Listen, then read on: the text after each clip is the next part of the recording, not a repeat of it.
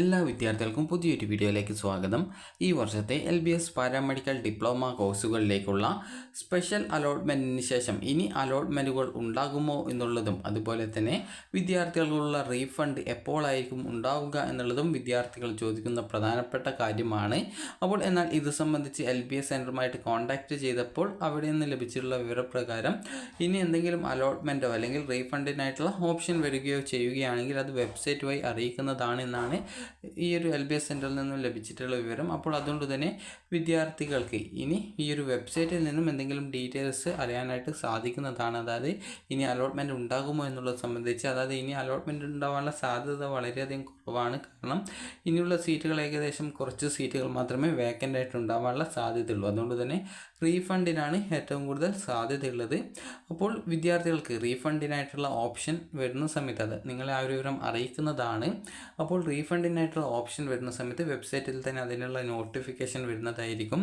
ആ ഒരു ഘട്ടത്തിൽ വിദ്യാർത്ഥികൾക്ക് ലോഗിൻ ചെയ്ത ശേഷം നിങ്ങളുടെ അലോട്ട്മെൻറ്റ് സ്റ്റാറ്റസ് പേജ് വഴി നിങ്ങൾക്ക് റീഫണ്ടിനായിട്ടുള്ള ഓപ്ഷനുകൾ നൽകാവുന്നതാണ്. അതായത് റീഫണ്ടിനായിട്ടുള്ള അപേക്ഷ നൽകാവുന്നതാണ്. അപ്പോൾ എങ്ങനെയാണ് റീഫണ്ടിനായിട്ട് അപ്ലൈ ചെയ്യുന്നത് എന്നുള്ളതിൻ്റെ ആ ഒരു സ്റ്റെപ്സ് പറയാം.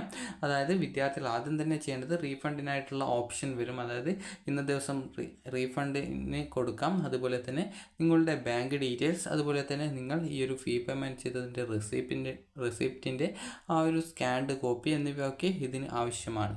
അപ്പോൾ നിങ്ങളുടെ ബാങ്ക് പാസ്ബുക്കിൻ്റെ ഫ്രണ്ട് പേജിൽ ആ ഒരു ബാങ്കിൻ്റെ IFSC കോഡ്, അതുപോലെ തന്നെ ബാങ്ക് അക്കൗണ്ട് നമ്പർ, അതുപോലെ തന്നെ ആ ഒരു ഡീറ്റെയിൽസാണ് അതായത് അതിൻ്റെ ആ ഒരു ഫോട്ടോ കോപ്പിയാണ് നിങ്ങൾ അപ്ലോഡ് ചെയ്ത് നൽകേണ്ടത്. അപ്പോൾ ആദ്യം തന്നെ നിങ്ങൾ ചെയ്യേണ്ടത് ലോഗിൻ ചെയ്യുകയാണ് ചെയ്യേണ്ടത്. അതായത് ആ ഒരു ഓപ്ഷൻ വരുന്ന സമയത്ത് ലോഗിൻ ചെയ്യുകയാണ് ചെയ്യേണ്ടത്. ലോഗിൻ ചെയ്ത ശേഷം നിങ്ങൾക്ക് നിങ്ങളുടെ പ്രൊഫൈലിൽ അലോട്ട്മെൻറ്റ് സ്റ്റാറ്റസ് എന്ന് പറഞ്ഞുകൊണ്ട് നിങ്ങൾക്ക് ലിങ്ക് കാണാൻ സാധിക്കും. അതായത് നിങ്ങൾക്ക് അലോട്ട്മെൻറ്റ് കിട്ടിയത് നിങ്ങൾ ചെക്ക് ചെയ്ത ആ ഒരു ലിങ്കാണ്. അപ്പോൾ ആ ഒരു ലിങ്കിൽ ക്ലിക്ക് ചെയ്യുന്ന സമയത്ത് നിങ്ങൾക്ക് ആ ഒരു പേജിൽ താഴെയായിട്ട് നിങ്ങൾക്ക് റീഫണ്ട് റിക്വസ്റ്റ് എന്ന് പറഞ്ഞിട്ടുള്ള ഒരു ഓപ്ഷൻ കാണാൻ സാധിക്കും. അപ്പോൾ നിങ്ങൾക്ക് ആർക്കൊക്കെയാണ് റീഫണ്ടിനായിട്ട് അർഹതയുള്ളത് അവർക്ക് ആ ഒരു രീതിയിൽ റീഫണ്ടിന് നൽകാവുന്നതാണ്. അതായത് അലോട്ട്മെൻറ്റ് കിട്ടിയിട്ട് ടോക്കൺ ഫീ പേയ്മെൻറ്റ് ചെയ്ത വിദ്യാർത്ഥികളിൽ ഈ ഒരു അഡ്മിഷൻ നേടാതിരുന്ന വിദ്യാർത്ഥികളുണ്ടാവും. അപ്പോൾ അങ്ങനെയുള്ള വിദ്യാർത്ഥികൾക്ക് ആ ഒരു പൈസ റീഫണ്ടായിട്ട് കിട്ടും. അതുപോലെ തന്നെ നിങ്ങൾ അധികമായിട്ട് അടച്ചിട്ടുണ്ടായിരുന്ന പൈസ ഉണ്ടാകും. അതായത് സെൽഫ് ഫിനാൻസിൽ ആദ്യം അലോട്ട്മെൻറ്റ് ലഭിച്ചപ്പോൾ അടച്ചിരുന്ന ടോക്കൺ ഫീ പേയ്മെൻറ്റ് പിന്നീട് ഗവൺമെൻറ് കോളേജിൽ നിങ്ങൾക്ക് അലോട്ട്മെൻറ്റ് കിട്ടുന്ന സമയത്ത് അതിൽ നിങ്ങൾ എക്സ്ട്രാ ആയിട്ട് ഏകദേശം ഒരു 1000-2000 രൂപ എക്സ്ട്രാ ആയിട്ട് വന്നിട്ടുണ്ടാകും. അപ്പോൾ ആ ഒരു പൈസ നിങ്ങൾക്ക് റീഫണ്ടിനായിട്ട് കിട്ടുന്നതാണ്.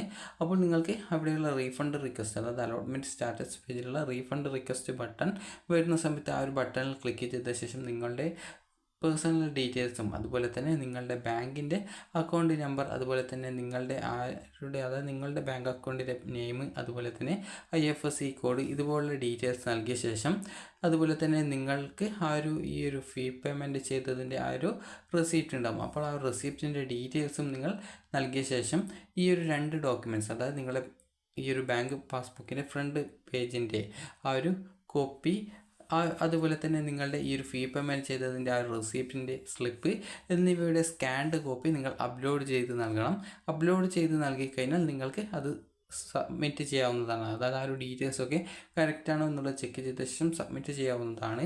അപ്പോൾ ഇങ്ങനെ സബ്മിറ്റ് ചെയ്ത ശേഷം നിങ്ങൾക്ക് ഏകദേശം 1 മാസത്തിനുള്ളിൽ തന്നെ നിങ്ങളുടെ ബാങ്ക് അക്കൗണ്ടിലേക്ക് ആ ഒരു പൈസ റീഫണ്ടായിട്ട് വരുന്നതായിരിക്കും. അപ്പോൾ റീഫണ്ടിന് റീസൺ ചോദിക്കുന്ന സമയത്ത് വിദ്യാർത്ഥികൾ നൽകേണ്ടത് നിങ്ങൾ കോളേജിൽ ജോയിൻ ചെയ്യാത്ത വിദ്യാർത്ഥികളാണെങ്കിൽ ആ ഒരു രീതിയിൽ ജോയിൻ ചെയ്തിട്ടില്ല എന്നുള്ളതും, അതുപോലെ തന്നെ നിങ്ങൾക്ക് എക്സസ് ഫീ ആണ്, അതായത് നിങ്ങൾ അധികമായിട്ട് അടച്ചിട്ടുള്ള പൈസ തിരികെയാണ് വേണ്ടത് എങ്കിൽ എക്സസ് ഫീ റീഫണ്ട് എന്നുള്ള ആ ഒരു റീസണുമാണ് നൽകേണ്ടത്. അപ്പോൾ വിദ്യാർത്ഥികൾക്ക് അതായത് ഇനി അലോട്ട്മെൻറ്റിനെ കുറിച്ച് എന്തെങ്കിലും കാര്യങ്ങൾ അറിയാൻ സാധിക്കുക ഈ ഒരു വെബ്സൈറ്റ് വഴി മാത്രമായിരിക്കും.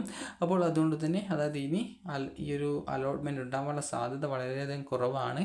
അപ്പോൾ ഇനി റീഫണ്ടിനായിട്ടുള്ള ഓപ്ഷൻ വരാനാണ് സാധ്യതയുള്ളത്. അപ്പോൾ എന്തെങ്കിലും അപ്ഡേറ്റ് ലഭിക്കുകയാണെങ്കിൽ നിങ്ങളെ അവരും അറിയിക്കുന്നതായിരിക്കും. അപ്പോൾ വിദ്യാർത്ഥികൾക്ക് ഈ ഒരു വീഡിയോ ഉപകാരപ്രദമായിട്ടുണ്ടെങ്കിൽ ലൈക്ക് ചെയ്യുക, ഷെയർ ചെയ്യുക. Thank you for watching.